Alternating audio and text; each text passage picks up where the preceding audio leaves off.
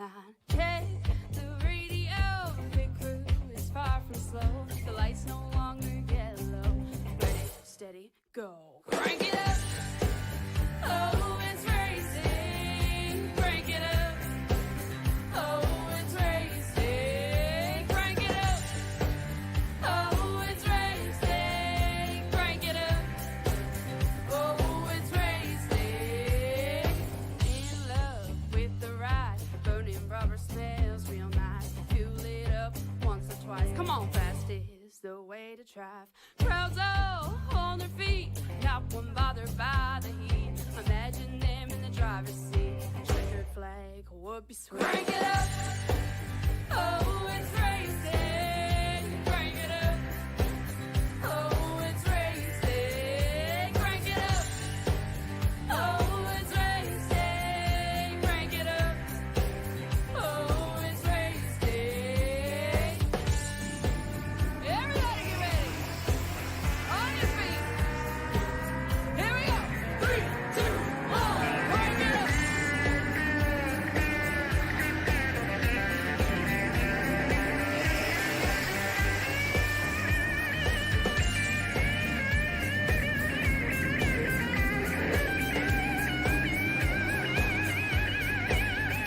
Crank it up. Oh, it's race day. Crank it up. Oh, it's race day. Crank it up. Oh, it's race day. Crank it up. Oh, it's race day. Crank it up. Oh, it's race day. Crank it up. Oh, it's race day. Crank it up. Oh, it's race day. Crank it up. Oh, it's race day. Crank it up.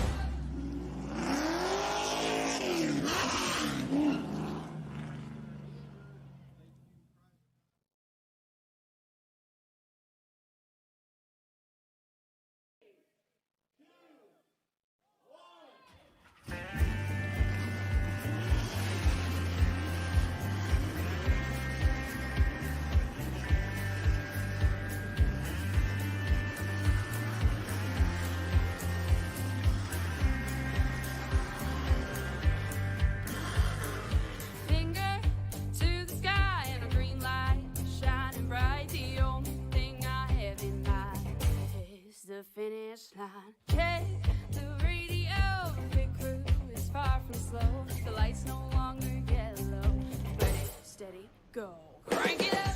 And ladies and gentlemen, welcome back here to PT Racing TV, now live from Daytona International Speedway in Daytona Beach, Florida, as we present to you tonight the action showcase of the Joe Six-Pack Racing League and their new season. Season 4 has come upon these drivers as they now present to you the challenge that lay away with the Next Gen Cup cars. Hi everyone, I am the Crusader Christian Driver. Welcome back to the show as always, and as we prepare for tonight's action, it's time to get Stella back down here tonight for the Joe Six-Pack 80 here at Daytona, presented in part by Lugcoin, the official Joe Six-Pack Racing League bit cryptocurrency, and the Joe Six-Pack podcast. We are ready for tonight's gridding order and starting lineup as we present to you now here as James Krause will be the number 1 seed going in with the number 14 is outside. That'll be Brad Yonkman in the number 93. Row number 2, it's Rob Lowell in the 12 is outside. That's Matthew Wheeler. He'll pilot it down in the 21. Row number 3 is going to be David Lomaga in the 34 is outside. That is number 3, Al Reed. Row 4 sees John Humphrey in the 4 is outside. The 51 of Levi McCarty. Row number 5, that'll be Nate Maurer in the 971 and is outside. The 8, Gene Cato. Row 6 sees Keith Fonseca in the 61 is outside. The 6, Johnny Barker. Row number 7, that'll be Darrell Wells in the 45 is outside. Kevin Gironi in the number 88. Row number 8, it'll be Eli Raposa in the 23 is outside. Greg Drace, the 64. Row 9 sees John Bojorkowitz. I'm going to say his last name wrong all night. I'm sorry, John, but in the 32 is outside. Him will be Brian Wojcik in the 9. Row number 10 is going to be Gary Ryan. The 90 is outside. Jeff Barefoot, the 99. Row 11 sees Wayne Dewey. The 11 is outside. That's Marty Brown, the number 41. Row 12 sees John Lomaga. The 71 is outside. Kevin Duran in the 17. And our final starters tonight in our field of 13. There are 13 rows of 26 tonight. George Rincon. In the 101 is outside Stuart Wright in the 26. Wright fans, we've been waiting for them to come back for a while, and they're here. They've come to put on a show for you. They've come on to put a battle here down at Daytona Beach, Florida. It's time for Joe Sixpack Racing League to return to the show and return to the racing they are known for. It's time to go at it on the play track, 2.5 mile long track known as Daytona International Speedway. We line our drivers up for position. We get them ready to go. Fans tune in from all around, not just here on Pete Racing TV's YouTube channel, but also around the country here in the grandstands, in the sidelock stands as well. It's a beautiful facility and a beautiful spot to be looking down upon for these drivers tonight. As we get ready to bring them to the green flag, watch for the green to charge up. Lights are on, green is out. Let's go racing!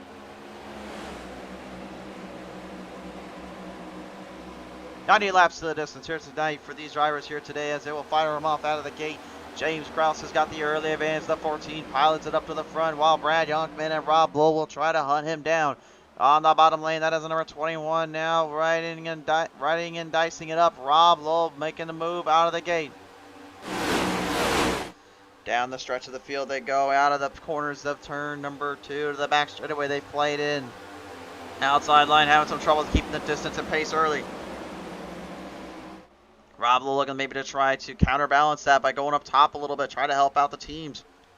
As the 93 of Brad Youngman tries to put the Firebird to good use and puts a fire speed under that hood. Although I don't know if you can really mix in the Chevrolet with the Firebird in this case. I think that would be more Pontiac's deal. But hey, I mean, we don't have Pontiac around anymore, so I think we can work that in.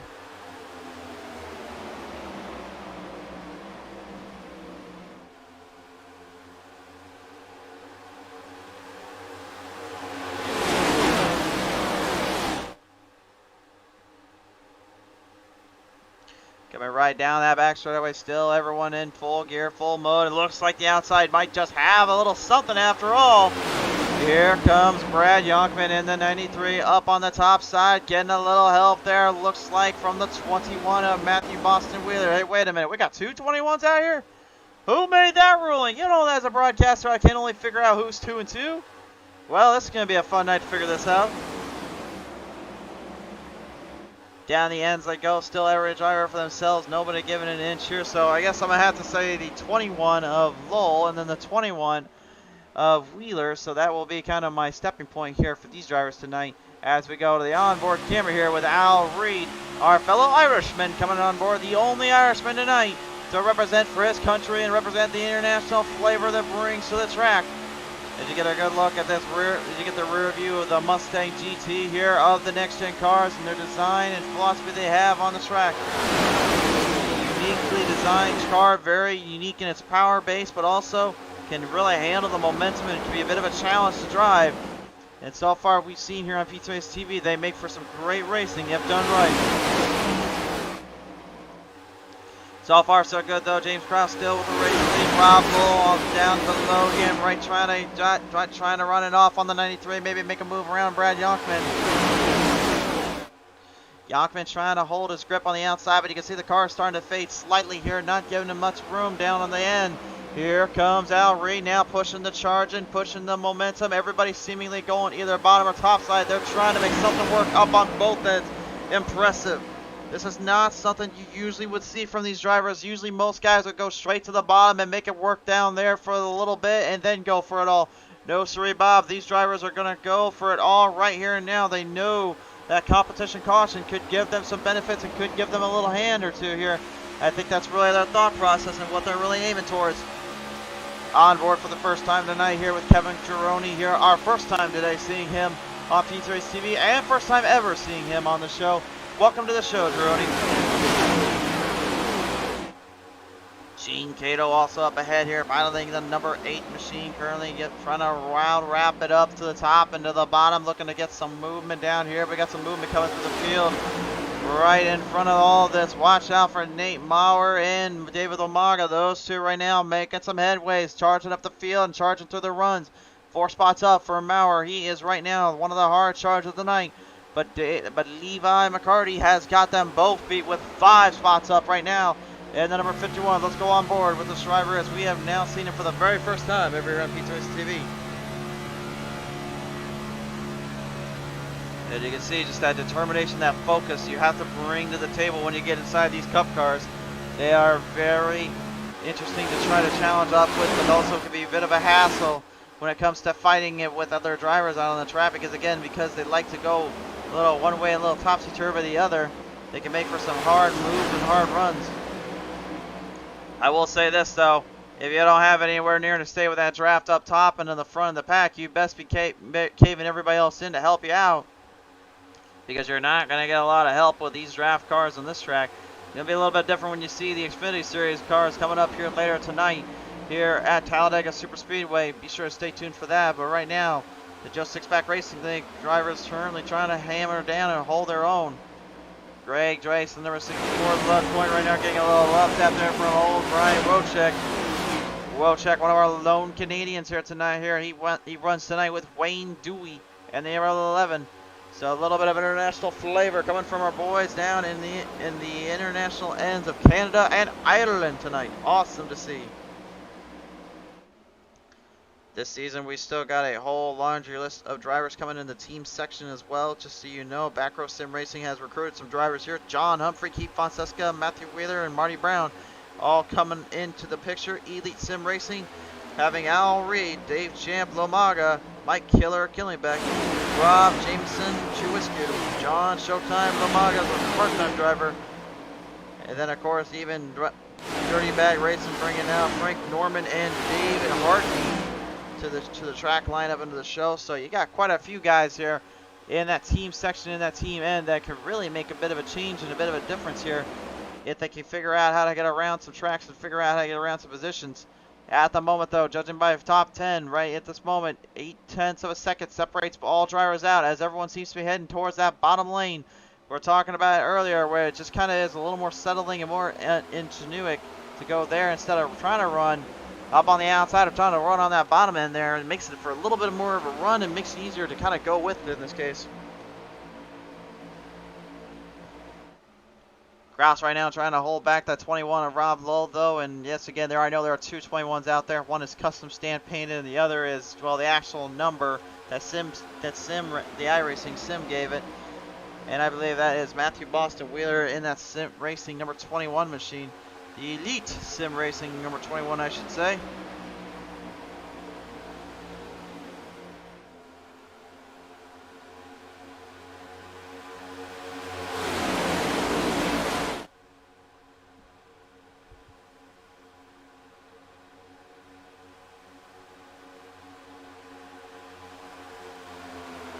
Excuse me, Backrow Sim Racing. I did not mean to say Elite Sim Racing. I meant Backrow Sim Racing there, folks. My apologies. I don't know how I messed all that up, but yeah, it's Backrow Sim Racing, not the Elite Sim Racing. We got a couple of them. Guess again, it gets a little confusing when you got the Sim Racing guys in aspect-wise, so. Kind of charging them down right now, though. The number 3 of Al Reed looking to maybe make a little bit of headway here with the Digital Motorsports number 3 machine. Trying to gain up to the drivers and trying to gain up some guys as we now go on to the onboard camera with the reigning and defending season champion of the Joe Sixpack Racing League. This is David Lomaga, the number 34 Ford Mustang driver. And I'll tell you one thing, folks, it is absolutely a pleasure to see him back out on the track, and really has, not too unusually, just putting up a stamp and putting up a fight on all the drivers out here. He's always been bad, fast, tough, and he's always been one of those guys you just got to watch out for no matter who you are. And there's a reason why that is. Because he's just sheer consistency incarnate. You don't care how big you are, how tough you are, you will find a way to stay with you from start to finish, and he will run you down like nobody's business. And he's been doing just that and then some throughout this time period and throughout this race so far, as we go on board here with Darrell Wells, the number 45 Chevrolet Camaro. And Darrell, you can see right now, currently got the visor down, not seeing anything but just that black stint and a whole lot of run right in front of him. As you can see here, as you can see right there, also the dashboard cam, a little bit different from what you would have seen in the Gen 6s. Gen 7's got a bit of a makeover, if you will. And I believe they're still finishing up on the ends of that as well when it comes to the season opener at Daytona International Speedway for the Daytona 500. And believe me, folks, I cannot wait for that. But also, I'll say this right now, I cannot wait to see what just goes down at the Los Angeles Coliseum, the Clash of the Coliseum, or whatever they want to call it. I know folks kind of think it's sacrilegious to just basically take a whole bunch of money and just throw it at that one place and just make a track out of it when you have obviously Bowman Gray Stadium, which, yes, I agree, I would rather have Bowman Gray Stadium on the roster, but I mean, if we had to have a quarter mile track on any stage or any of the game fields, I mean, it's not that bad that we at least get one out of the two. I'll say that much. I will say though, eventually iRacing, you gotta get Bowman Gray Stadium on this sim, man. That is like just perfect for making sure we get some good racing, and at the same time we can really test some patience down there. I would love to see it. Brad Youngman right now, currently, he was up high side, charging up for second place. Now looking to get back into his comfort zone, back into his run. He's certainly in 12th. Fell back 10 spots from where he qualified at earlier on. Meanwhile, up ahead, we've got ourselves a hard charging man to the front, John Jorgetz. I hope I'm saying his last name, Borgetz. It's Borgetz or Borquez? I'm going to say Borquez because it seems easier to say. So Borquez right now, currently, the man of the hour and the man with the power on the hard chargers list. He's currently moving up 8 spots here. As there is problems down here, down off the front straightaway here. No caution thrown just yet, but there is a major situation between Marty Brown and John Lomaga. No caution yet. We'll take a look at the PT instant replay. Looks like there may have been a little bit of contact coming off the ends of turn 4 tonight, presented in part by the Joe Six-Pack Podcast. Let's take a look at this one. Looked like maybe just a little bit of a corner issue here. Oh yeah, big corner issue. Ow, no. Looks like the 71 drifted a little bit into the 41. Did not see where he was at. Could not get the car to take a set, and unfortunately cost him a lot of time and a lot of wheelhouse down there. He's going to have some work to do coming next week, because right now this race, pretty much unless he can get a huge break in, there's no way he's going to catch up in this field. This is just too good of a field to really try to take down, and too good of a set of drivers to really knock off that totem pole. So far, so good. Still everyone remaining clean as we go to James Krause, and right now we're going to go on board here with him. And I want you guys to take a close look at just how closely focused this man is right now, as well as how much he's turning that car in. You can see he's keeping a very, very solid grip and controlled substance on that car. He's not letting things get to him. He's not letting things kind of pressure him into a bad move or a bad situation. He's staying extremely focused on what lies ahead, and what lies ahead is just simply playing groove and road. He knows the cars will not be able to pass him on the outside as easily as they want him to, and he won't be able to really be slingshotted without someone helping out the rest of the field on the outside. So he knows they're going to be trying to make passes coming the later end. So right now he's just running the course. He's letting the laps kind of come in. He's letting everything stabilize down, not thinking too much about the rest, just staying focused and staying on his mark. And one thing also to note here, of course, with the ARCA scoring here, is that's what they will be running this season, is that there is a 1 point for the pole, and there is 1 point for leading lap, and then 1 point for leading most laps. So right now, as of now anyway, the way this is shaping up, James Krause has the opportunity to take all points here today at Daytona International Speedway. If he can get himself a little bit further ahead of the field and keep himself in that spot, he will be the #1 seed going into the next week. And right now, I can tell you, for a lot of folks like David Lomaga, that's the last thing they want on their mind, because this cat certainly can seem to hold his line down and really make a name for himself on these plate tracks. But how will he fare when we get to the middle of the road tracks, the intermediates, as well as those short tracks? And then how are you going to fare when you go into the lap traffic situation? Because now drivers are heading into pit road. They're going to use their strategies up. Everybody from the leader on back, except for Lomaga, Maurer, Reed, Borges, Brad Yonkman, Wayne Dewey, and Brian Wojcik stay on out. And Gary, well, I was going to say Gary right there, but the problem is he's kind of spun off into the distance there. I think he's trying to open his own lawn care service on the front straightaway. It's not exactly what you're supposed to do on a track like this here, Gary. Generally speaking wise, I think they cut the grass pretty good here. I don't think you need to worry about that, but Here's what happened here. Presented by the Joe Sixpack Podcast. Here's what happened to our friend Gary Wright here. You can see he's just trying to break it quick, trying to break it hard, and trying to get out of that mess. You can see the brakes way too much, and next thing you know, he's in the grassy plains, and with the way that car is, there is no saving that thing. It sits so low to the ground, it sits so low on the track, it's extremely difficult to work around. Caution flag is out.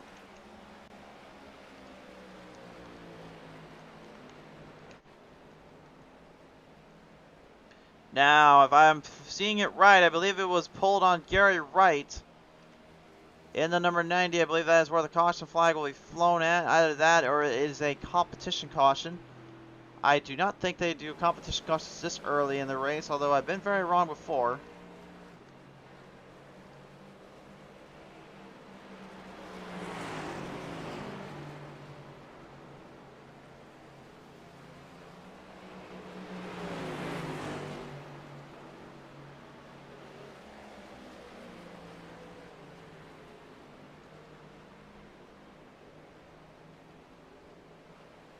So right now, drivers getting settled back down. Everyone getting nice and under control with themselves.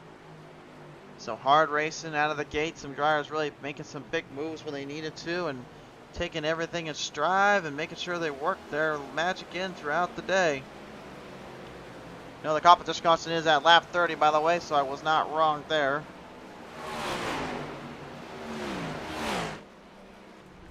Producer said I better have my cliff notes down there.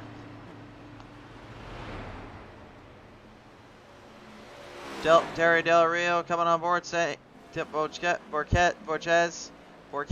Sorry, I'm sorry, Terry. I'm trying to say his last name, but I'm gonna have to ask him later on because I'm absolutely horrible at saying last names. I've made it very clear on this broadcast before, so like I said, if I do screw up the last name or your first name, feel free to message me up or feel free to let us know in the comment section how we're supposed to pronounce it, and I will do my absolute best to get it fixed up and do it right.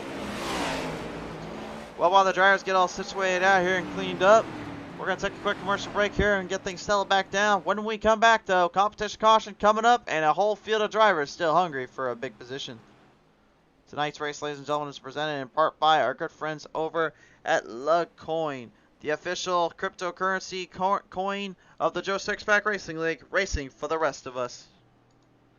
And by our good friends over at the Joe Sixpack Podcast, weekly update on league news, standings, previews on upcoming races, also interviews with admins, broadcasters, patrons, league owners, social media managers from the sim racing world. The Joe Sixpack Podcast is where you can get all your information today. Field getting stretched back up around here. Right now, David Lamonga, Al Reed, and all them heading to pit road.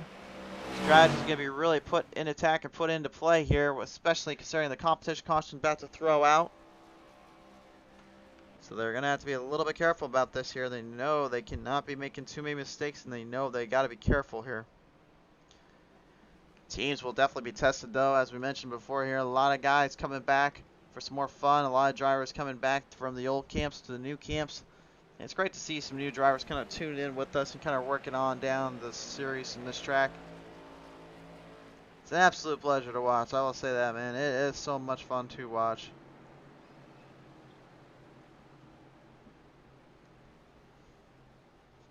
Funny to think, though, I'm not seeing any of the Garlands out here tonight. That's a bit of a surprise to me because usually we saw a lot of them running out here with us the last season. Now it seems like this season they may have gone on a bit of a hiatus, although it is only the first race of the season. So we don't know what they're up to or what's going on down there. You can see Daytona is extremely high, banking extremely high corners. This is the reason why it is a play track style configuration. It is designed to be the fastest and the toughest and the brightest tracks of all the circuits and all the races that is thrown around in all of NASCAR, Cup Series, Xfinity, Trucks, ARCA, the old school 87s, and even if you want to go really crazy, you can probably throw a Super Late model out here and run those. Or, yeah, I'm not talking asphalt, by the way. I'm talking those and dirt. Yes, somebody actually showed me a video of someone running, actually multiple people running dirt late models out on the track, and they said, why don't you broadcast this one day? And I'm like, if somebody wants to, feel free, because I am genuinely curious. But I don't know how well that would go, because you know, Daytona is mostly a plate track, and while passing here with those things, I would think it's pretty difficult. Even with the super late model, that's pretty darn crazy. Field stretching back out though, ready to get back down to business here. Drivers currently setting up in position.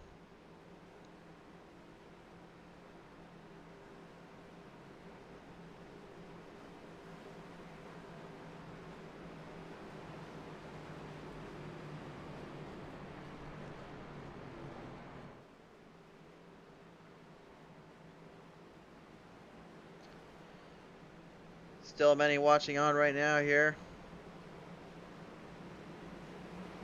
as we get ready to get back down to the action, back down to the heat things, back down to the dips of stuff.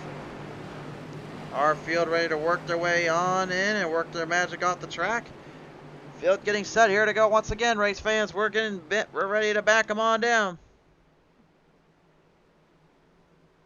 Thank you again to those that are tuning in for the first time. If you are new to this channel, first off, thank you so much for tuning in. And second off, if you could, hit that subscribe button here and ring that bell notification. Mainly hit the subscribe button. You don't necessarily hit that bell. I don't know why YouTube says that all the time, but yeah, subscribe button would be nice. Also, if you're on Facebook, like and follow us up there. You'll catch all our action as well as we prepare to go back to the green flag for Joe's Six-Pack Racing League. It's time to go back at it. And with that competition caution being in an overlooming flat now, you know drivers are going to be pushing things around a little bit to get ahead of one another. Piling them off out of turn number 1 and down turn 2. Levi McCarty going to left high and dry. He has nowhere to go and nowhere to fight. James Krause already right up there with the defending champions as he looks to continue his strength and continue his momentum ahead. He's got Keith Fonseca in the 61 right in front of him while Rob Lowell tries to hold down the door. Lowell knows Fonseca can be a bit of a crafty little one around here. He loves to play with him and mess with him when he least expected, looking to dive down in for an opening. Fonseca not able to get it just yet. Every driver for themselves here. It doesn't matter if you got fresh tires, they got a whole new set of tires on there. All that matters is you get the work going, you get these cars up and running. Up on the outside, Wayne Dewey right now trying to work it around there with the Lugcoin number 64, Greg Drace, but there's a problem down there as currently, well, excuse me, the 90, I should say, being piloted by Gary Wright. Let's say both drivers gonna have a similar scheme, so I do apologize for the confusion there. But Gary Wright right now, they're right now currently piloting this 90, while the recycle bin energy machine. Well, there it is. There's the 64, Greg Drace's Lugcoin. And I'm not gonna lie, folks, I didn't even know that you could make a cryptocurrency from just for a racing league. I'm pretty surprised, but hey, Just Six-Pack Racing League got it done, and they did an awesome job with it. And I certainly would suggest investing in it when you want to, and you can. You never know anymore, because I mean, bitcoins and cryptocurrencies these days, they go all over the place.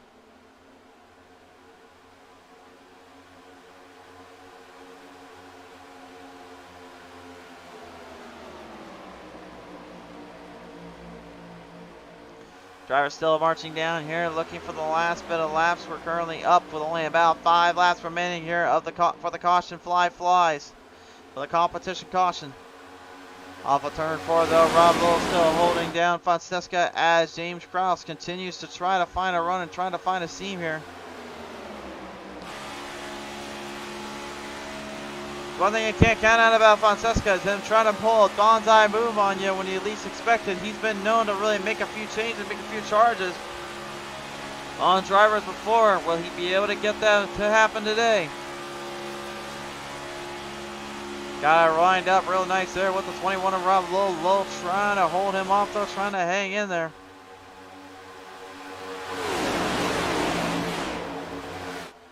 Back row sim racing co-owner himself looking to keep his charge ahead and keep his distances in check.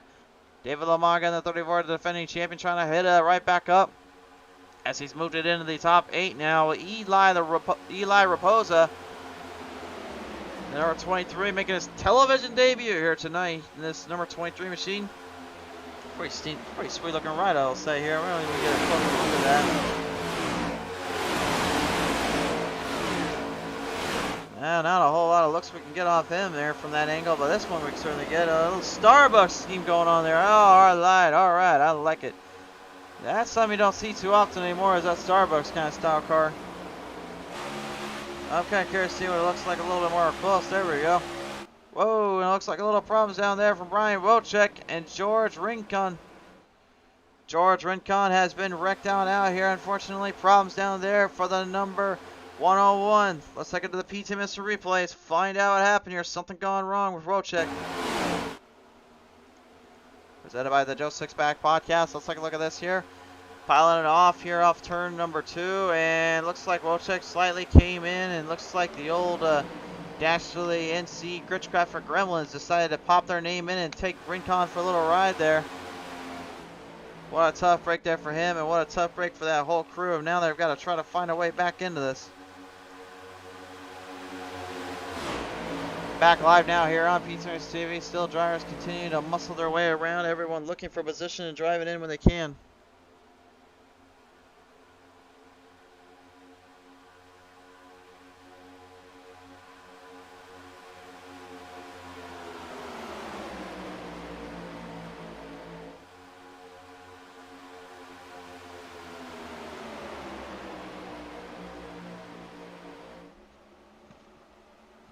Coming down through the fields here, still everyone looking for a little more run, looking just for any kind of build-up they can. They know they're not going to find much down there. And a lot of people ask me again, why is that? Well, again, you got to look at multiple angles here. You got to figure out that this is not a track that's going to give you a lot of runoff. This is not a track that's going to give you a lot of speed with these next-gen cars. Now, again, it works a lot differently in other circumstances or situations with different kind of sets of cars, like the original Gen 6, like the original Gen 5, Gen 6s. But I will even say that when you're running a track like the next gens, this is where kind of that glaring issue of that update needs to come into play. And it really just kind of hurts everyone down on the track zone because it gives them a bit more of a headache than it really is worth. I talked to these drivers earlier today about that, and they said point blank, yeah, it's extremely difficult to get a runoff on the outside, but it's possible. And we'll see if this happens here right now as they're about to approach competition caution. Fonseca is going to need to dive in hard at Rob Lowell if he can.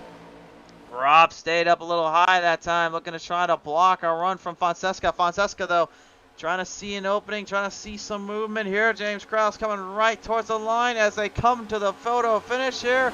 And it will be Rob Lowell taking away the competition caution break here. He'll take that spot into position in perspective. Well, I thought we were going to have a competition caution. I think they may have already called it there on lap 20, or they may have ended up just deciding that they wanted to have a little more racing on the track. Either way, they're not done yet.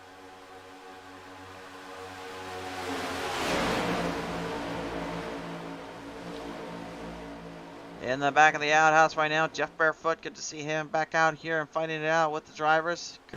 He's been at this game for quite a while. We saw a little bit of him at Season 3's end when we were watching him down on the track and into the playing field. He's been known to put up a fight, put on a bit of a show here on Pete's Race TV, and he certainly is doing a bit of that right now. Looking to try to hang on in there, trying to keep his game plan in check, keep his distance on the line. Running everything he's got, running all he can here onto the speeds and onto the zones. Nate Moyer right now, I believe it's Moyer or Moyer. I'm going to say Moyer in this case. I could get corrected later, but right now the 971, right up there with John Bojorkets. I'm sorry, John. I'm trying, man, but that last name of yours is very unique. It's confusing my unfortunately unswined American mind. Well, he says, well, I hear you up in the broadcast booth, so I'll give you something else to talk about. Look at this, charging right up into the field he goes. Somebody initiated a hidden. He literally just exploded up to the front there. Oh, my.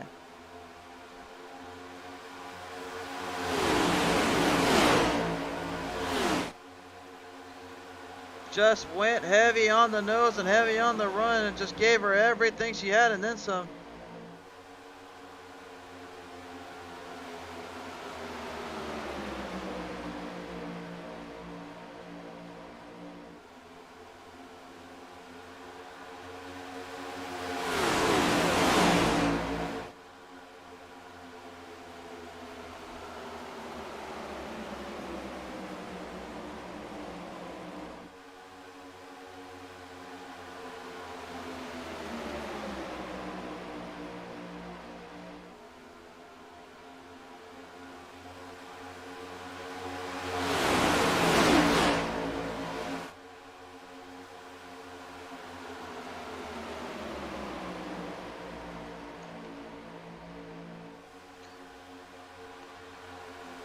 Looks like a little bit of movement still coming up here right now. John Bojorkets right now trying to move something up with Nate Mower there.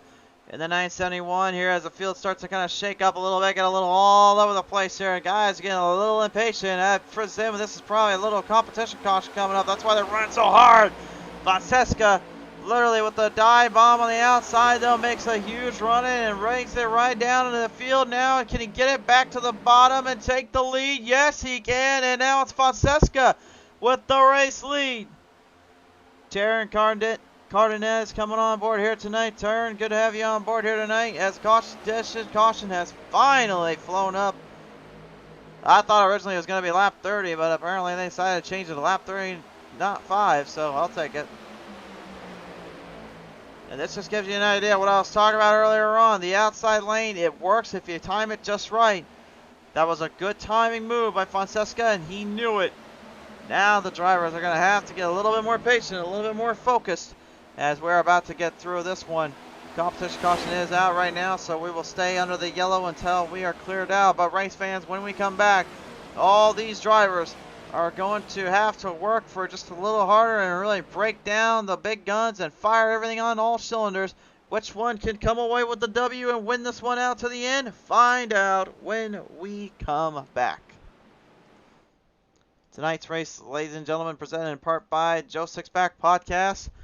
The weekly standings update, league new standings, previews of upcoming races, also interviews with admins, broadcasters, painters, league social owners, social media managers from the sim racing world. The Joe Sixpack Podcast is where you get all your racing needs. And by Lugcoin, the official sponsor, the official cryptocurrency Bitcoin of Joe Sixpack Racing League, racing for the rest of us. So now the field will currently stretch on in right at the moment. Taryn coming on board saying go 32 tonight. The 32's got some love in the show and love on the track. The 32, of course, driven by who else? But our good friend John down there. He'll head down to pit road with everybody else. It looks like get himself squared away and see what he can do.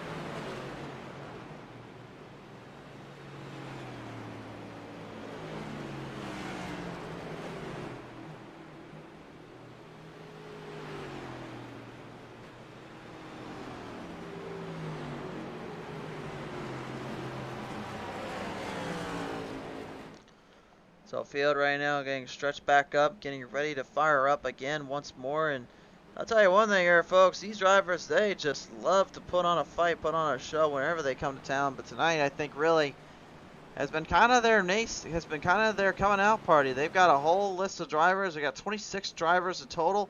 Had over 20 last time we saw them here on Pete's Race TV, so a few again came on out.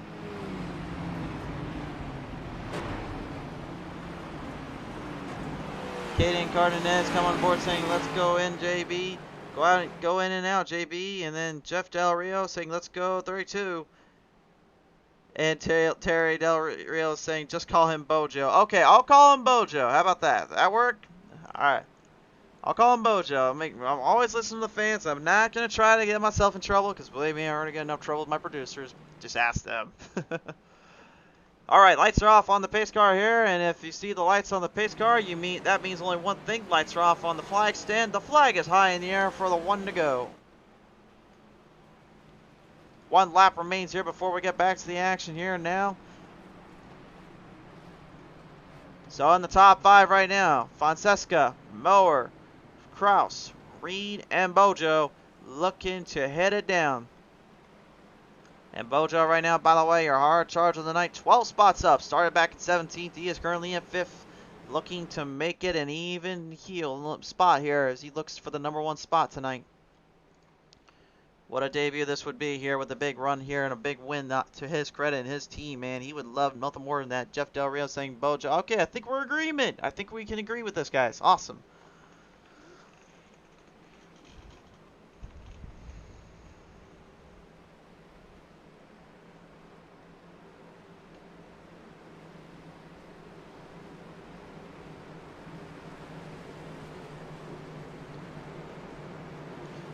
Drivers preparing, ready to get back down to get to it. Terry Del Rio saying he's known as that in the racing world. Oh, okay, Terry. Good to know. So I'm presuming then he has got some legit real life experience as well in racing. That's pretty awesome. Always love seeing kind of the IRL drivers coming out here and also racing out with the sim racing world and the iRacing community, of course. Always makes for a pretty cool show, I will say. Pace car coming off down out of turn number 4. You see him fly him up. Here's the green flag. Green lights on. Let's get back to it, boys.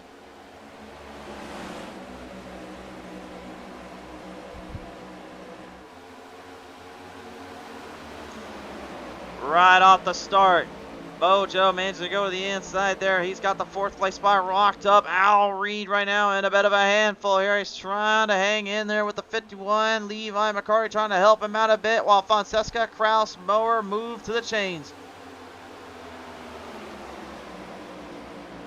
Mower looking like a lawnmower as he just continues to cut through the field and cut through drivers left and right. He is not giving an inch. Who is in front of him?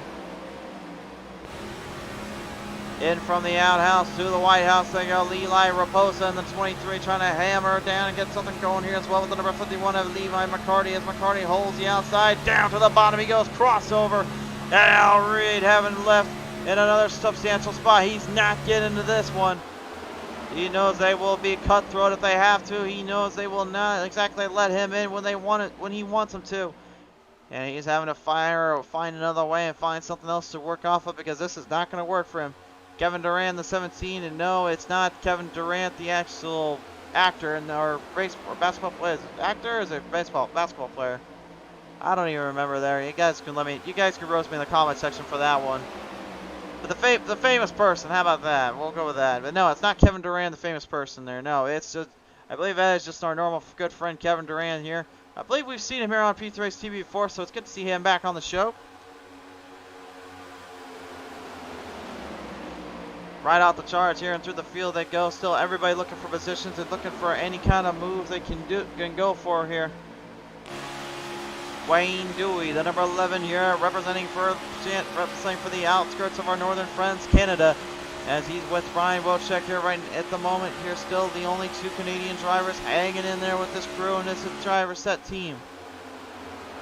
Some heavy hitters still doing their own thing, kind of hammering off when they can. You can see the 34 of David Lomaga in that mix up and then a little fight up you go.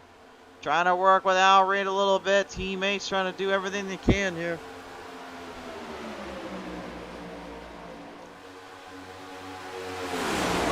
Reed and Lomaga representing tonight for their own brand, their own companies, but for Digital Motorsports here, obviously Al Reed knows he needs all the help he can get and everything he can get with it. You can see Lomaga, that perfect block. That's a good showing of teamwork right there. You saw him literally dive down in there right at the 11. Wayne Dewey had nothing he could do but back off and let the 34, let the 3 back in to the inside row. They know teammates are going to be their crucial factor to win here at Daytona. Not a whole lot you can do about it. Not a whole lot you can really bring to the table other than help with each other. Terry Del Rio saying basketball. I thought it was basketball. I don't know why I didn't think it was Kevin. I didn't know. I think Kevin Durant was from something else. Yeah, I can tell how much I watch other sports. Unfortunately, I'm not the most sophisticated. I barely watch football as it is. Hashtag go back go.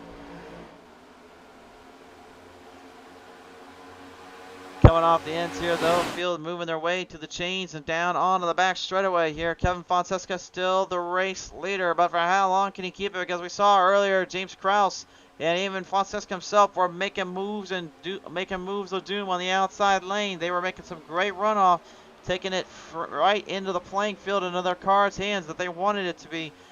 But ever since then, they've been a little bit quiet about that. They haven't really tried to do anything too crazy just yet.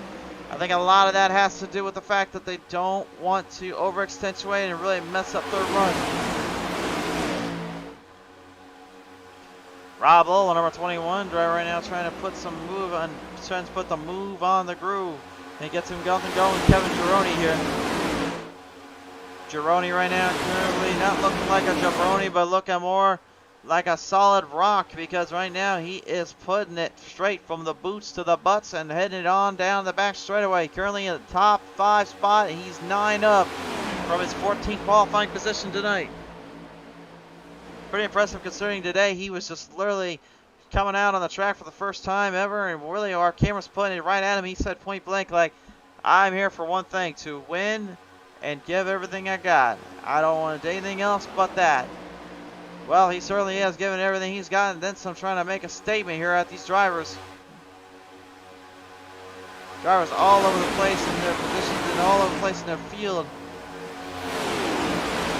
Some a little faster than others, and some more controlled than others. The chopper cam now up above. You can see the driver still trying to find any kind of run, any kind of little extra boost or speed. It's hard to get it though with these next gen cars, because again they were designed more as really kind of IROC cars in mind, which is the same chassis, same body type, and body design. Other than the fact that they don't have the same body style, obviously, because they're running the Ford, Chevy, and Toyota schemes of how they would look to their counterpart on the streets, which, if you ask me, looks extremely sweet. Although there's still a lot of folks out there that disagree about one thing, and that's where they place the driver's number at. And I'll say this, for come hell or high water, I will say this real quick. I really do not mind that they put the numbers ahead in the forward spacing. I just hope that sponsors actually do something with it and use up some of that space and make up some really awesome paint schemes. That's my only wish and my only sacrifice that I would say to that. Other than that, it doesn't bug me even as a broadcaster or as a driver. It's really just kind of one of those whatever things that you just see on the track. As long as I can see the number up top here on the top side, I'll say that makes it a lot easier for me to work with. I'll probably get roasted in the comment section, and feel free to do it, but I'm just speaking the truth, my friends. I'm speaking my mind. Speaking his mind right now, Johnny Barker in the number 6 in that Toyota Camry machine. There's one guy who likes to speak his mind a little bit with his words on the track. He's been known to really hit it up with some of these guys, really put some momentum on the track. And so far, hasn't really got too much of that in this case just yet. But again, it is a little early, if you will, considering we're just past halfway point. What's crazy, I think, halfway into this race and really just seeing everyone going out, going big for what they can do. Has a little bit of problems down there. Whoa, big major problems here. Looks like that was the 727, I believe. Trying to get a number on that one at the moment. Couldn't quite get a full-on look at it here and see what was going down. All we know is there are some problems down on the track side of things. That's the 26. Oh, that's the 26 Stewart right there. Looked like he might have a slight error, an issue with getting back in the draft or getting back in with the field and the pack. So that's going to force drivers have to go up a little bit here and really watch them coming off those turns. Oh, it's not going to be enough though, unfortunately. Big wreck right up ahead. Back straightaway. Caution is going to be flying out for this one. 5 or 6 cars involved in that mess there, and a huge wreck to ensue. Wait a minute, still no caution. Wait a minute, did the flagman down there completely miss something? I would have thought they had thrown a caution for that one. Oh my. They're not going to. They're going to let him keep running. Let's take a look at the replay then while they're doing that. Something huge came up here, unfortunately, for Stewart Wright. He got himself into a bit of a pickle here, and he found himself on the receiving end with the drivers. Let's see here. It looks like, well, actually, looked like the 77 might have drifted slightly down at the 26, actually. So I can't blame it all on Stewart Wright here, but the whole field, man, holy smokes, they took a hit and a pounding on that. That is not something you want to see, obviously, by any means, and that is a tough break. for everybody involved in that. It's going to certainly change up the landscape a little bit in the back of the pack, because the front half continues to just dive off and run their own line. Keith Fonseca still your race there. Here, Bojo, the number 32, currently hanging right there with Nate Maurer. Maurer's trying to mow his way up for the front and still hang in there, while J.S.P.R.L maybe trying to extinguish and douse out the flames of Keith Fonseca, because he is not giving him anything to work with. He's not giving him any help out there. Hard to believe here just how crazy things have been for these drivers and how hard they've been running time and time again here, but that just gets to show you that there are no gimmies here in racing world at all. Terry saying no caution on that. Believe me, buddy, I think he heard me on this one too. I'm like, wait a minute, they didn't call a caution? I am shocked, because I feel like they should have called a caution there, but there was no caution thrown. So they're going to let him keep going.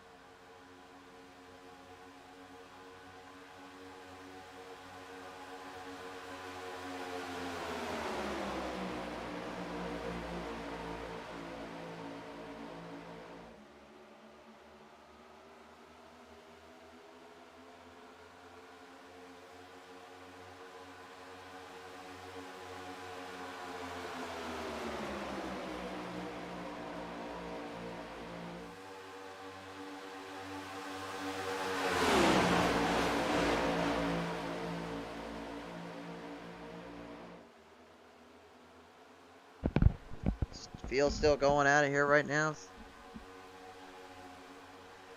As we continue on with our track zone and coming on down with the field at the moment, Terry saying they said rubbing his racing. Well, I mean that, like I said, I don't have communication down there with the drivers to hear what the officials are saying. All I know is when something happen or go wrong. All I know is I can see what happens with the caution lights coming on, or if one of the guys down there getting into it. Like I say, it's too bad they don't have virtual people to use in iRacing, because I think at this point we might have to have some of them throw punches around here.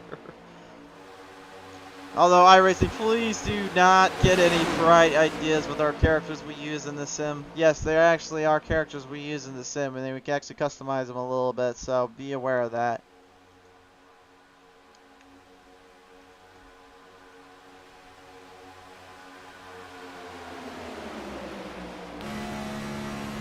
Laying down the ends here, everyone's still in the hot charge. Here is our hard charger though of the day so far. John Bojo just completely changing the landscape and changing out the field.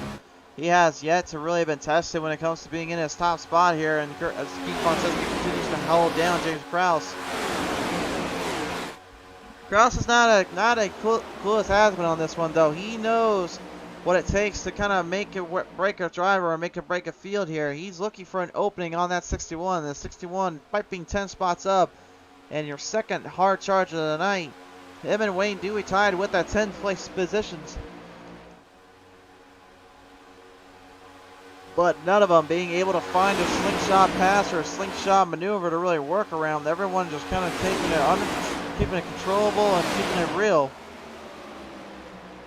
But how long will they keep going that way, and how long will they do that for? Because again, it's one thing to do it, but it's another thing to actually conform to it.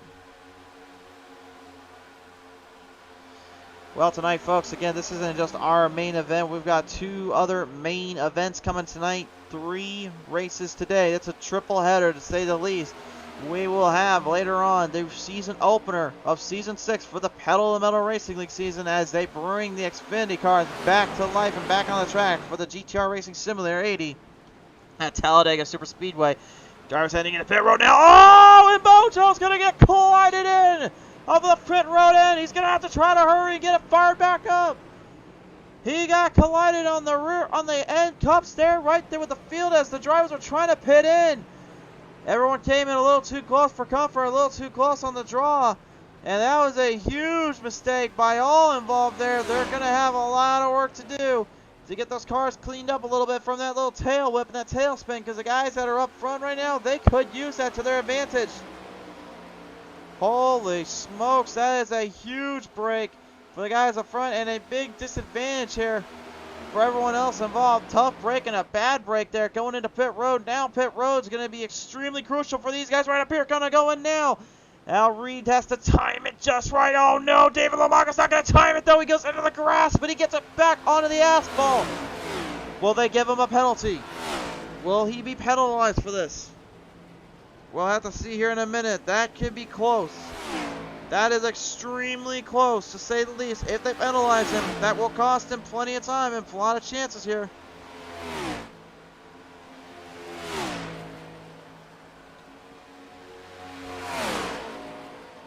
Caden and Terry can't believe it themselves. I can't even believe it. I've never seen that happen once. And caution is out now.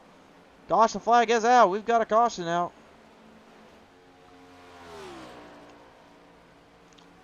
Well, I'm not really sure where the caution came from exactly. I do know we had a lot going on down there. I'm presuming it has something to do with Johnny Barker down there. It's the only one I can think of. That's judging by our live timing sheets here and what happened. Let's take a look at the PT Mr. Replay. Oh yeah, there was definitely something that happened down there. Guys in the comment section, you might want to look away. Here's what happened. Looks like the 6 kind of drove up a little bit, and you can see him getting a little too close there to the 32, and Bojo just got Mojo Jojo worse than the Powerpuff Pros usually do to him. Well, you gotta give him credit though. Nice save there going off that turn 3. He actually saved it pretty well. Right back out on the track, rather well, I will say. So Johnny Barker gonna have a little bit of work to do, maybe a little bit explaining to some of these guys here. See how everyone stacks back up and lines them back into position. I can tell you right now, this one got a little bit crazier than it probably should have in hindsight. Al Reed right now will still be our race leader, judging by the positions and everything going on. Brad Yonkman, Wayne Dewing, Keith Fonseca will match up at the top 5 with Nate Maurer rounding it out. Wow. That is a bit of crazy. Oh no, hold on. Easy, boys, easy. You gotta ease into this once in a while. Looks like that was a 71 of John Lomaga. I'm not really sure if Papa Lomaga was exactly trying to break it down or trying to get things keeping it under pressure there. I think he was just a little bit eager and happy to get this thing to stop on a dime. Well, we're gonna agree that was a nice save. Yes, it really was, guys.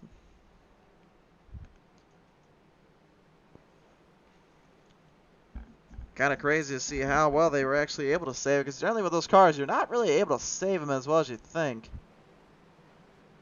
So, full credit to them for it.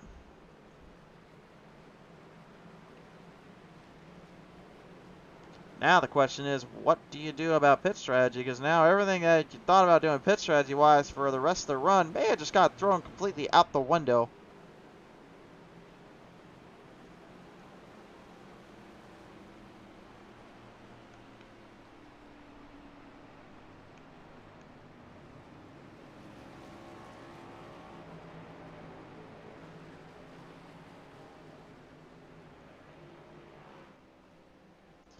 So drivers right now currently getting settled back down, getting under control, I would hope.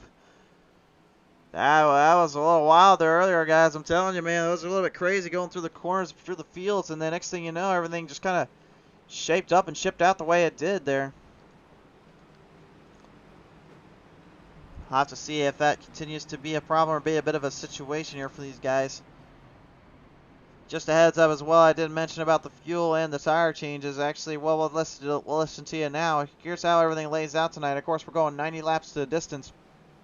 However, their max fuel line is 50%, while their max tire changes is a meager 2 tire changes. So in total, what does that mean exactly? Well, 50% of fuel with these cars, you're looking at roughly, I'd say probably about 20 laps in total. you can head up before you get a little too burnt out of shape and too burnt off on the track. But don't mind me. Let's just go ahead and find out for ourselves as we take a look at our pit stop strategy tonight. This is the stint length you're seeing right now. This is how long everyone's gone, and looks like my calculations were pretty much correct.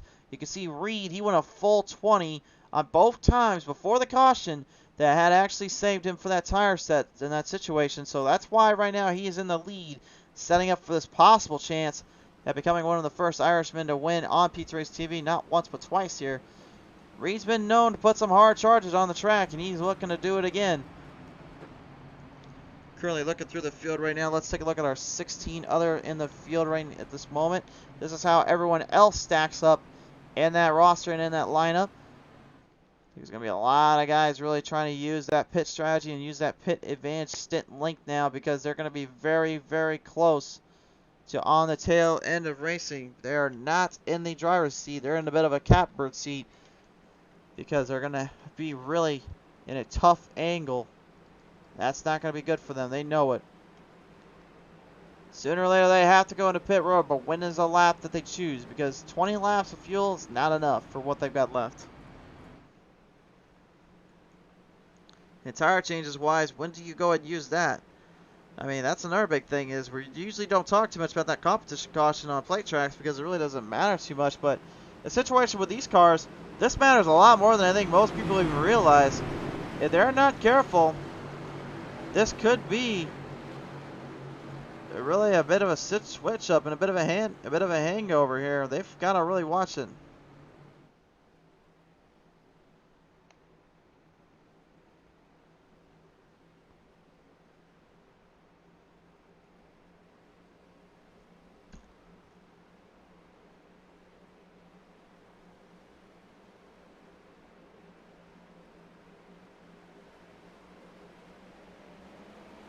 Here we go now down to bring it back into the field here, into the zone. We're going green flag racing yet again. And off the start, Al Reed will be the man in charge and the man that they're all hunting down.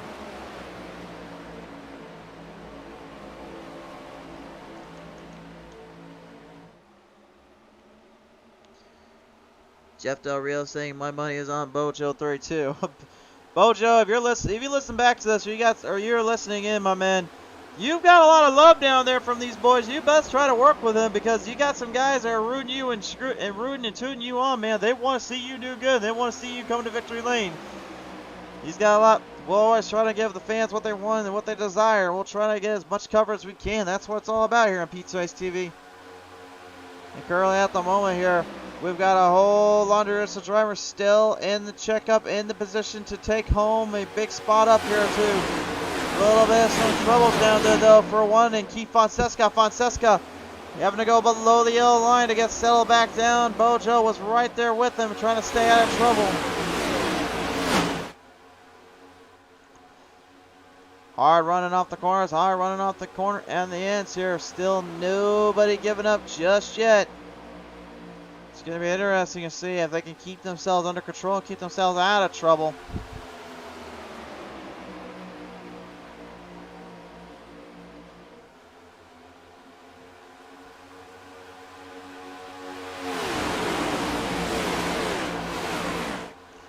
I'll say this, if I said it once, I'll say it again. I absolutely love the sound of these next-gen Cup cars, man.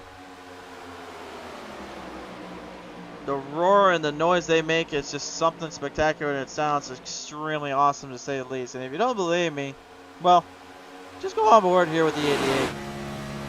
You can listen to that dark rum in the motor, man. That thing is just humming.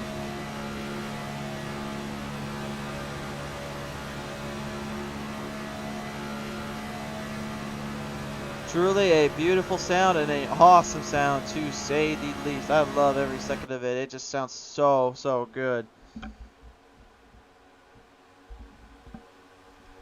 Makes for some crazy action and crazy moments in between, and it definitely gets the job done. That is for certain. Brian Wojcik right now, the number 9, currently trying to put it up a little bit more than 3 spots ahead. Remember earlier, he was 10 and 12 up there with the field. Now having to get kind of put back into a bit of a bad spot, a bit of a bad omen here, as Matthew Boston Wheeler has got some major problems here on the front straightaway. Can't quite tell what went wrong there. Only thing we know is we're going to have to go and take a look at the P.T. instant replay.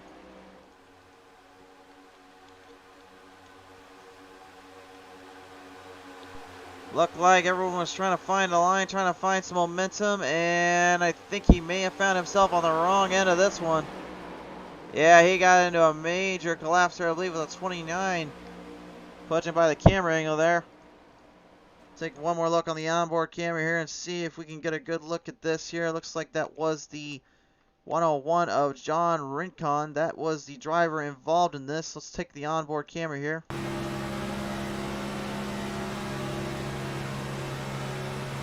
You can see just how close they're getting off those corners, off those turns. And you can see right here, you have to stay close to that side draft. It's the only way you're going to be able to work it in.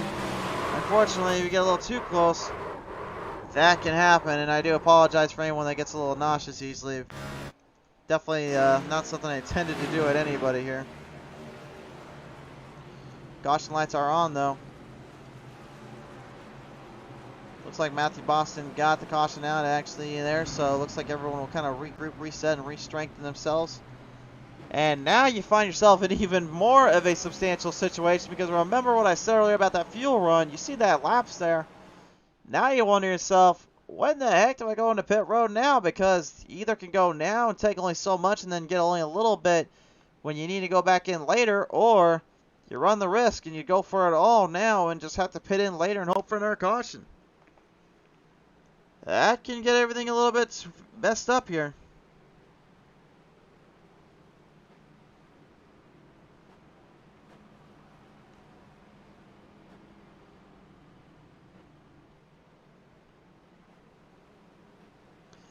I mean, I'll ask you guys down in the comment section below, if you're listening in live or you're watching this later on, I mean, which do you guys think is the right call? Would you have gone into pit road, or would you have tried to stay on out and run the distance?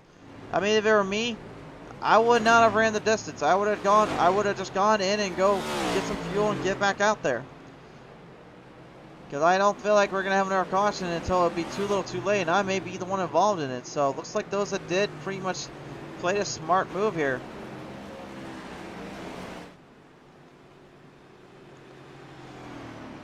We will certainly have to see at the moment right now. Currently, here's your top 5 on your screen as well. At least for the moment, Brian Wojcik.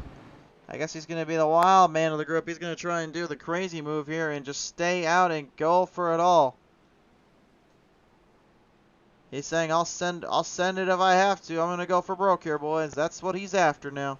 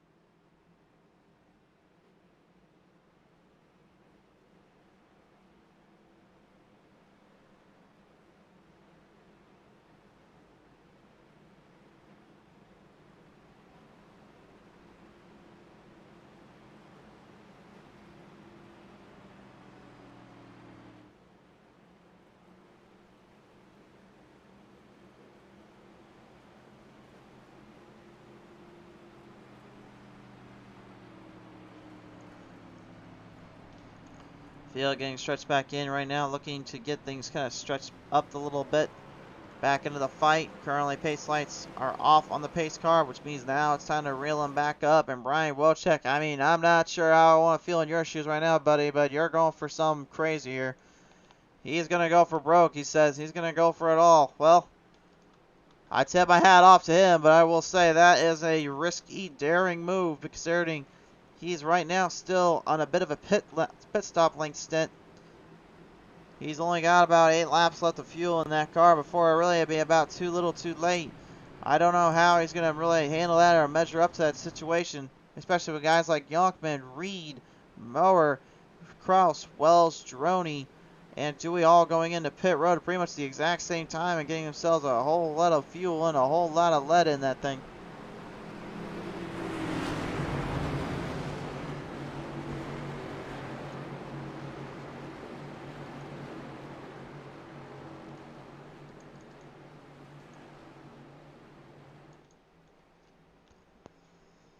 We patrol them off of turn number 4, this time by 23 laps remain here on Pizza Race TV for the Joe 6-Pack Racing League Joe 6-Pack 80 at Daytona International Speedway. Let's head them on down and hit up the fight once again, waiting for the lasting green flag. Pop that down and get the green going. Here we go again.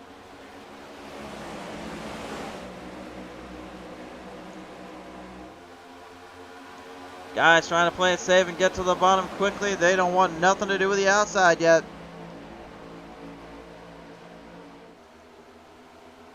Look at this up top though. Looks like Greg Drace has other ideas and other plans too. He's making some moves down there. 3 wide saloon in between. First 3 wide saloon we see tonight. Oh, he's got to pick it right where he doesn't see the sunshine today. That's 23 of Eli Raposa. That is a scary, scary sight, putting literally 2 fenders together, because that is where the sun don't shine, and that's where you literally could be thinking of something else but just keeping that thing straight on line. Oh my goodness, that was a wild maneuver there. Could have been a dastardly dangerous maneuver, but he managed just to hang on. Greg's race right now trying to get back in the pack and back in the run, but that's going to be very, very difficult now, considering all that just happened there. He's found himself in a bit of a troublesome situation.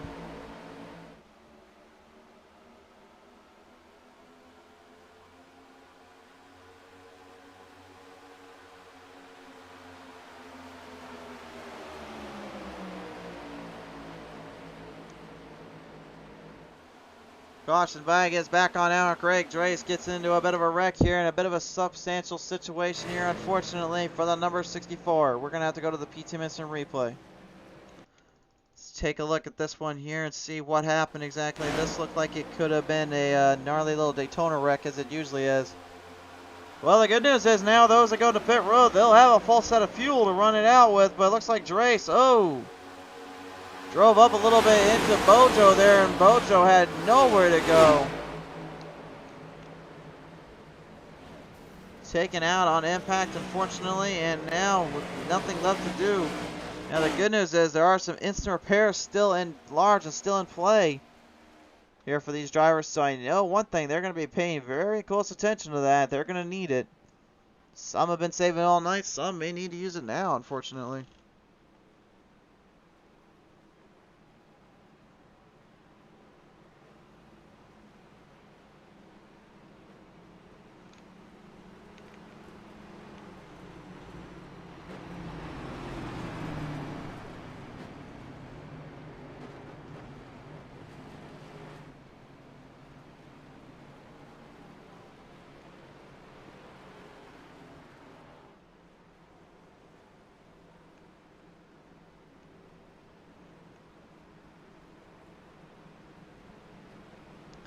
Man, this has just been a wild night of racing. It's been a wild day of action, and so far it's been crazy.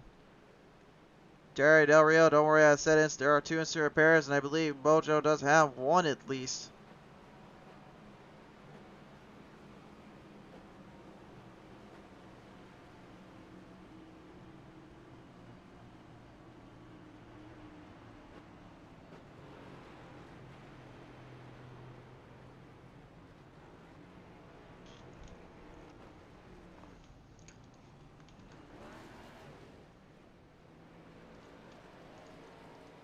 Eli Raposa right now looks like he'll take over the race lead here, so he will be your number 1 seed now with the 23. He was making a bit of a hard charge there, to say the least there. Made a good runoff, but now he is, I'm not going to lie, folks, you take a look at his lap counter, that's running a risk here. He's got 10 laps on, he got 10 laps in there, and then he did about, I think he's only at about 3 or 4 laps on that tank now. Now, granted, he can make it last to the end, but that might be easier said than done, considering he's got 20 laps to go, so he's going to need another caution or 2 to help justify trying to run the line he's going to do, the way he's going to play it out. Pit strategies become extremely crucial here at Daytona for a variety of reasons, and this is certainly one of those reasons.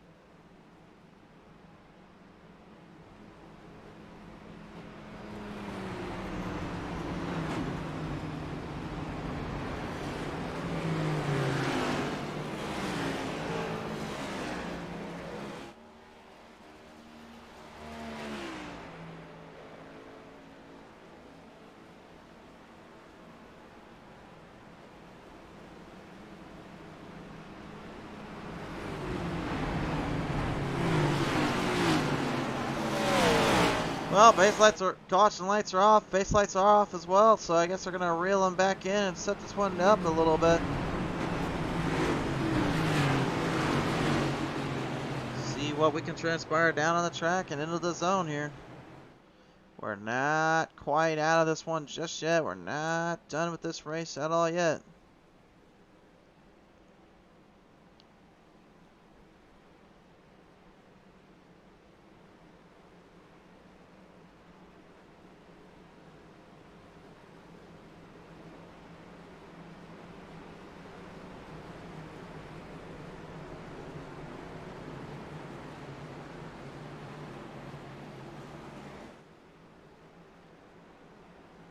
What do you do as a driver now? Do you try to go for a broke and try to get some movements going here, or do you look to try to steer the clear and steer out of the way?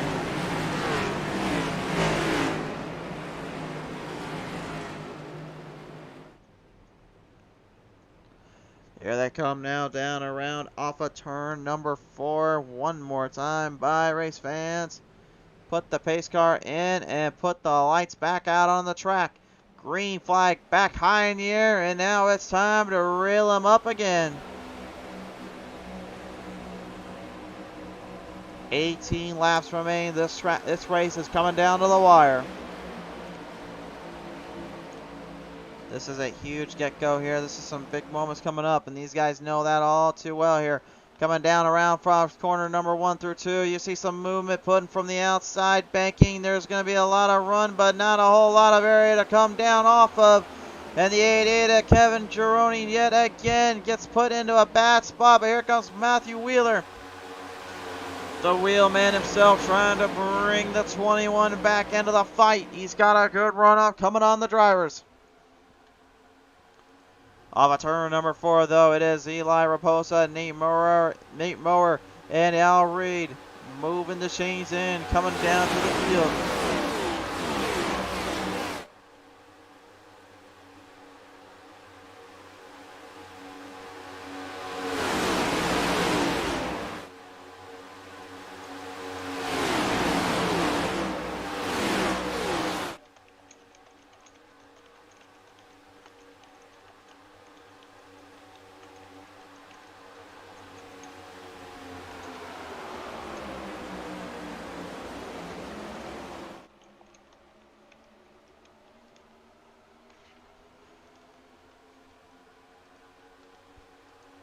Coming down off turn 4, we've still got a whole laundry list of drivers still in this hunt. Of course, the Lamanga is still out there. Fonseca, Kraus, Yonkman, Reed, Mower, Raposa, Wells, Humphrey, they're all still in it. Wheeler, Gironi, they have not given out just yet here. They are still trying to hope for the best and maybe hope for a bit of a break here.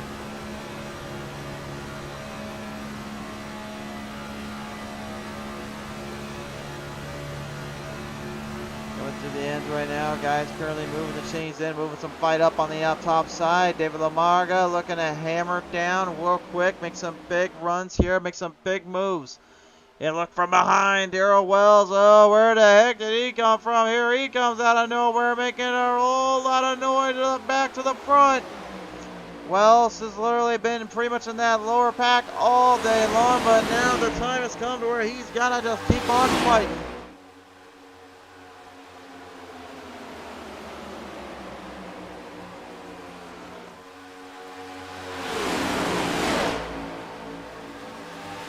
Coming through the field, coming through the chains here. Still drivers looking for any kind of runoff they can get. And I guess I have to stay clear on my words again because I think Bojo actually does not have any insert pairs left on that number 32. So I gotta apologize to the boys that were rooting him on in the comments section. I thought he had one left.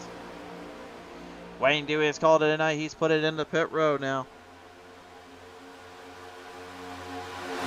Kevin Durant Jr. saying I'm in this race, but sitting in the pits for 4 minutes. Kevin Durant, I know, man, that's sorry, getting a little bit of trouble earlier on. So it's very unfortunate to say the least, though, bud. Well, we are good to have you on the board here with the Pizza Race TV channel and all that. And we hopefully see you next week out, bud. Hopefully things can get a little bit easier. We can see something kind of come up a little bit better luck than what happened here at Daytona tonight. Today, I should say, not tonight.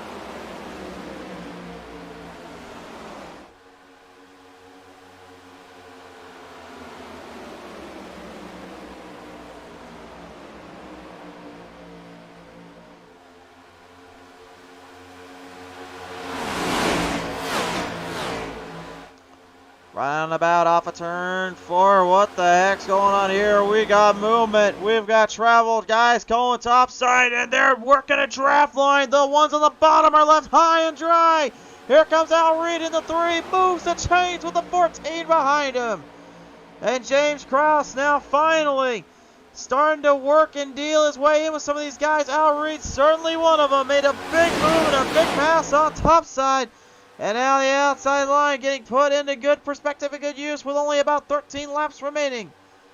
This is where fields get into play and get in a little bit crazier. Kevin's saying it's all fun. Yeah, it definitely is fun, brother, but I definitely traded a little bit more realistic than I think I probably should here as the 14 J.S.P.R.L manages to move the chains up. He gets Al Reed out of the way and takes the race lead. He's your new leader here. Al Reed already got a couple bonus points earlier from that lead, from leading the lap. The bonus point he needed. Same for Kraus. And Kraus, by the way, still can be the only man to walk away with not only the top position, which is the pole position, but also with the 1 lap lead, which is also another point you can get.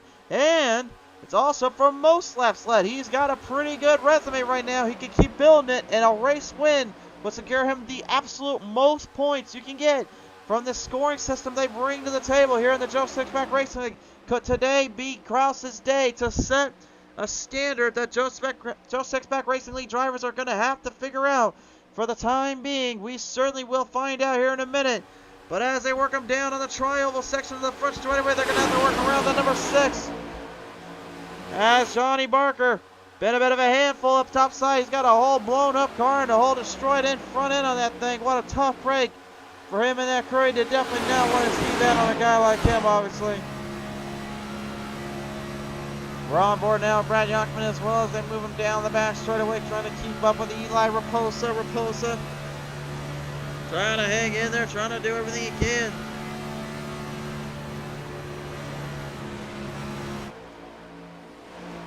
Coming off of the end, still drivers leaning through the field. Some left farther out than others. Some just hoping to not get lapped in this case. Guys like Barefoot, Bojo, Greg Drace, Darrell Wells, all of them looking for any opportunity to strike and looking for any opportunity they can. If you couldn't tell who's on Team Canada with that machine, well, there you go. There's Brian Wojcik. Definitely representing Team Canada very well with that paint scheme on his helmet and on suit. 10 laps to go, by the way, here, folks. We're coming to the end, coming to the wire. And remember, this isn't our only race. We've got one more plate track on the roster at Talladega Superspeedway tonight for another season opener. And then we'll follow it up with the Infield Tractor Tire Series as we bring it to the dirt. We're going back dirt track racing in the dirt street stocks later, following after the Pedal to the Metal Racing League season opener. But today, right now, we are concluding this incredibly long, tenacious battle here for the Joe Sixpack Racing League, Joe Sixpack 80 at Daytona International Speedway. Nobody has given out and no one has given up, but somebody's got to give something. Somebody's got to make a mistake eventually. Which one could it be? Nobody seems to want to do just that yet. They don't want to give out anybody here, that is for sure.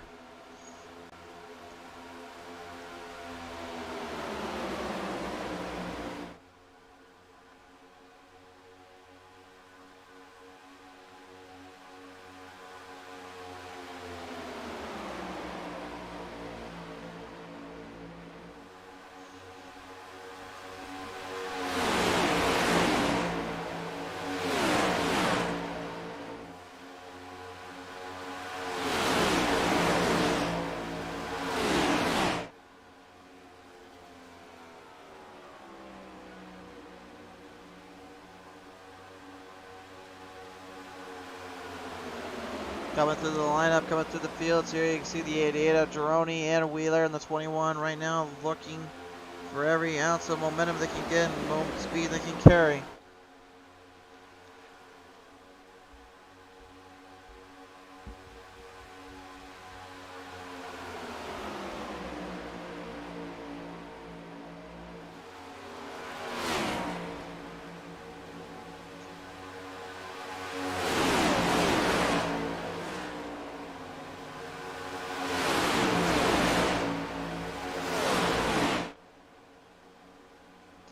Pushing everything to the limit here. We are only running on so many laps left for these drivers. Nobody can give in yet. They have to stay focused.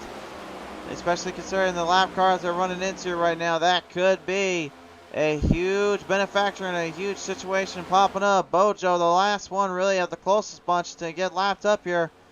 He knows he's a little bit in trouble if he's not careful, and he's going to have to try to evade and swerve through the field.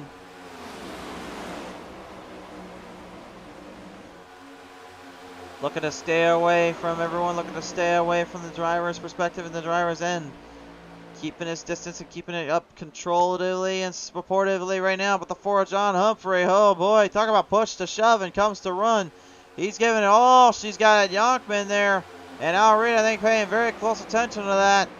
Maybe looking to make a bit of a friend down there, if you will, in that back straightaway. Watch for that 5 to go here. I guarantee you somebody is going to get a little bit impatient. They're going to start to really think about trying to hammer it down, trying to move something on the outside. The bottom lane is good for so long, but the outside line, if you can get enough drivers ahead of a bottom lane drift, you can carry more speed. And they know that all too well, and it can make for a pretty crazy little situation. Which one holds up faster? Which one will hold up better? That's the question we need to know. There is only 5 to go now, and we are running down on fumes. We are running down on steams here. Kraus still, somehow, some way, leading this one on in. Leading through the field and continuing to just charge and keep it all behind him. Yet to really be taken down out of perspective and down off the track. He wants nothing more than to be able to lead the most lap and get that point advantage here, as well as win this and literally take all the points to his name and to his day. But he's still got a whole laundry list of drivers that can take it away from him so quickly, like Gironi, Francesco, Wheeler, Raposa, and even Yonkman if they can find a way around it.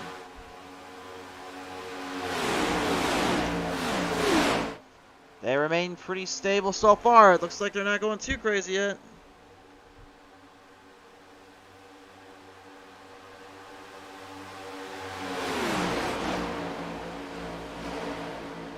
Now Reed on the outside. Now banks it up. Banks it in quick. Banks it up fast. Looking for a move down on the run. He's got a lot of cornering here, but he's not getting a lot of speed. That horsepower package they bring to the table in that wing dimension really hurts them. And it's not giving them any breathers here. They know they can't get something going. They just can't find it. As a driver, I can tell you, it's aggravating knowing that that's what's causing you to really kind of lose out on a possible championship win or a possible season here. Starter, if you will, for the opener. Because that's been pretty much been my biggest issue I've had with these cars since day one. Was how bad that draft and that downforce was. And I've always said you need more speed to really kind of make it for a more interesting situation or circumstance, which again is why I've always told us and said it. When iRacing does get that update, it'll make the difference. And speaking of making the difference, Eli Raposa finally has to admit defeat. He cannot hang out long enough for the fuel run. The fuel gives out. He goes to pit road. Unbelievable. And just like that, things got flipped upside down and a role reversal got swung on their heads. The top 5 drivers are now looking to give it everything they can here, looking for a move off or two with 2 to go. Green flag flied high in the air that last time by. This time we switch it out for a little white flag in the air.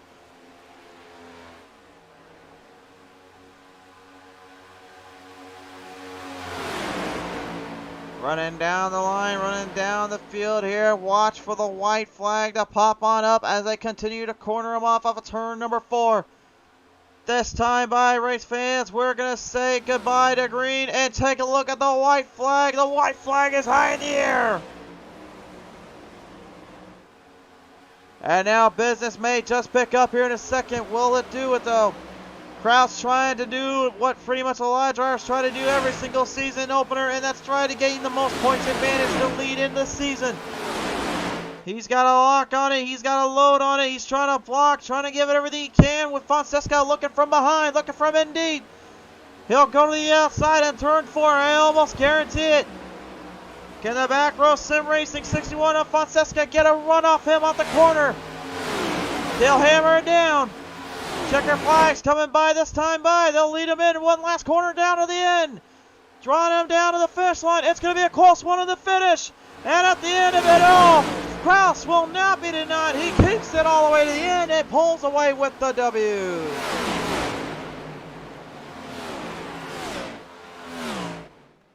Wow, James Kraus.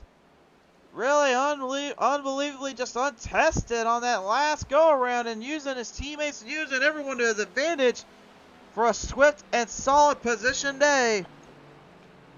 And the Joe 6-pack 80 is going to go to him. And really, maybe in his mind, could be the start of something special here for him and his career. What a race, though, from start to finish. Terry Del Rio saying, that was fun. Nice job announcing the race. You the man. Hey, Terry, thanks so much, bro. Appreciate it.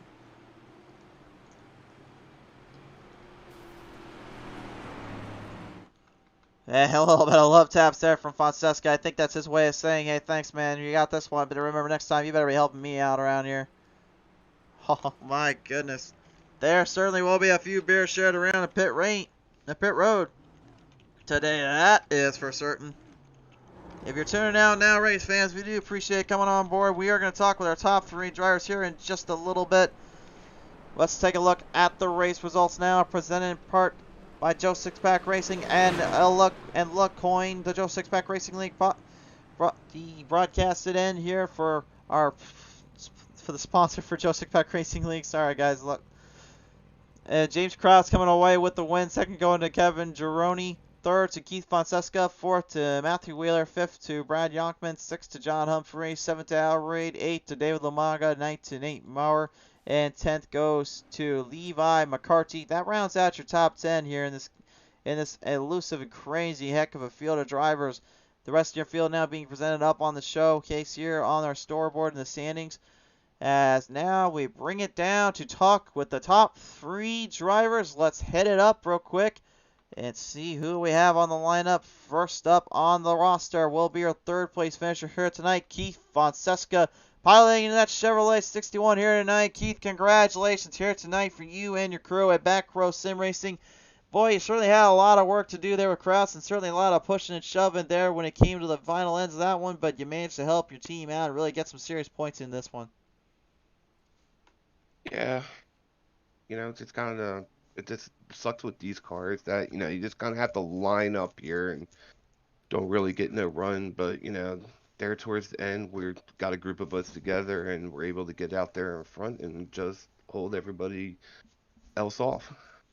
Pretty good. For sure there. I know there's a lot of struggles and frustrations, obviously, with the car. But, I mean, with an update coming eventually, I think that's probably something you're looking a bit forward to, isn't it? Yeah, I love super speedways, so, to get this drive package down, to make the racing better in these next gens. I finished like 15th. For sure there, but nevertheless, though, obviously, Keith, you're coming away with the 3rd place finish here tonight, and that's definitely worth a memorable moment or two here as the Season 4 has kicked off here for you and your crew. I got to ask you, who do you want to thank here for this one? I'd like to thank all the guys at Back Row, my wife, who, well, I actually have COVID right now, so I'm actually extremely sick right now and managed somehow to make it through this whole entire race. I've been in bed all week.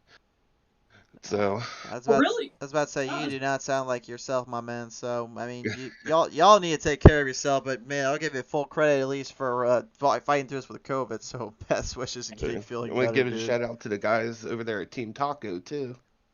Well, Wow. I think Team Taco definitely appreciate the little shout out. And I know you and your Back Row Sim Racing boys definitely have earned your place here in the start of the season. Congratulations, bud. We certainly hope to see you next time on out. All right, thank you. Ladies and gentlemen, your 3rd place finisher tonight, Keith Fonseca, and the number 61. Let's take it down now and talk with Kevin Gironi. Now he joins me here in 2nd place. And Kevin, I hope I've not been saying your last name wrong this entire time. It's Gironi, yeah. Gironi. Okay, we got it, folks. We got one last name right tonight. Everyone in the comment section's been hanging me over with Bojo's last name, so I'm trying to make sure I'm not messing up anybody else's. But Kevin, first off, Okay, first off, Mick, congratulations on a second place finish, and what a race it was from you and that crew. You had to work your way from the back of the outhouse, sent it to the White House a few times, and not to mention, hard charge of the night. You got 12 on these guys. I mean, tell me what it took to even get to this point. Oh man, just trying to stay clean and run the draft. You lose the draft with these cars, and you're pretty much done. So you just gotta tuck them behind the guy in front of you, and keep your head clean. Certainly there indeed, and I know really we're keeping a lot of momentum and a lot of control out on the track here. I want to say though, I mean, with the way this finish kind of came out and it started up for you and your crew, I mean, how much is this going to really bring out on the table here when you get to the reigning ends of the spectrum? Because you got a lot of work to do in the next go-arounds here for these next races, don't you? Oh, always, man. It's of course great to start the season off with such a good run, but you gotta try to keep up with it now and keep getting good finishes. So we'll see what happens going into the next one, but For it's sure. a good way to start off. So For sure there, man. Well, nevertheless, though, I have to ask you, you came away with a solid second place finish here tonight. I mean, who do you want to thank here for this one, bud? of course, Team Taco, who we're running for. Jamie Kraus will be the next guy you're talking to. He's a good driver and always somebody good to follow him. Better if you can get in front of him, but he's a good one to follow. For sure there. Well, nevertheless here, man, you've got a lot of folks rooting you on here throughout the season. You definitely have made a few friends here on this track, so congratulations on that. We'll see you next time out on this next go around for PT Race TV. That's awesome, man. Thank you very much. Kevin Droney, ladies and gentlemen, your second place finisher here tonight, piloting the number 88. And now, at long last, ladies and gentlemen, please welcome to the stage in victory lane. James Krause comes aboard in the number 14. And James, congratulations on that race win, man. You had to fight, scratch, and claw to even get this one, bud.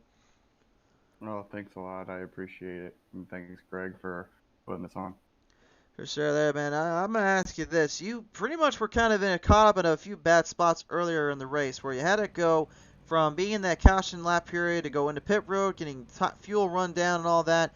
When that last go around with the cautions and all that set up for you to make that last big move to get to the lead, tell me what was going through your mind to really take aim and take shape here, because it seemed like you really were having to look for it.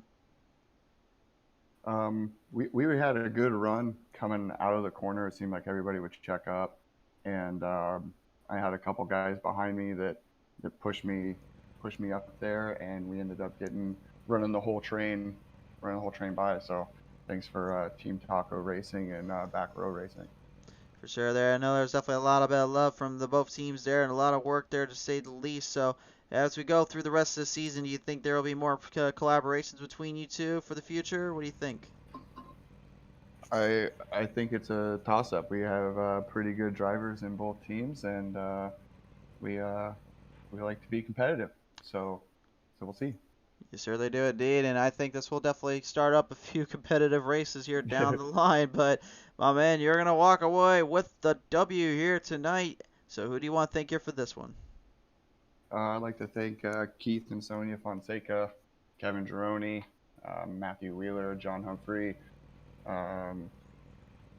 Marty Brown for sure, Lucas Gortman, who's not here tonight, and, of course, Greg Dreiss for the host, getting us together. For sure there. Well, nevertheless, James, appreciate coming on board here tonight for the Joe Sixpack 80. Congratulations on winning that, and we certainly hope to see you the next time the green flag drops here on PT Race TV. Yes, sir. Thank you. Ladies and gentlemen, here your race winner here tonight from the number 14 camp of the Taco Racing Team, James Krause, the number 14 driver. And race fans, that really all but does it here. We want to give a big thank you again to our folks over at the Joe Sixpack Podcast, as well as Lugcoin, the official base coin bit of Joe Sixpack Racing League. The cryptocurrency coin definitely up for grabs and up to see here, so be sure to check that on out. Race fans, we do appreciate you coming on board. Thank you so much for your time. We love you from the bottom of our hearts, and we will see you when the green flag charges high in the air once more here on PT Racing TV.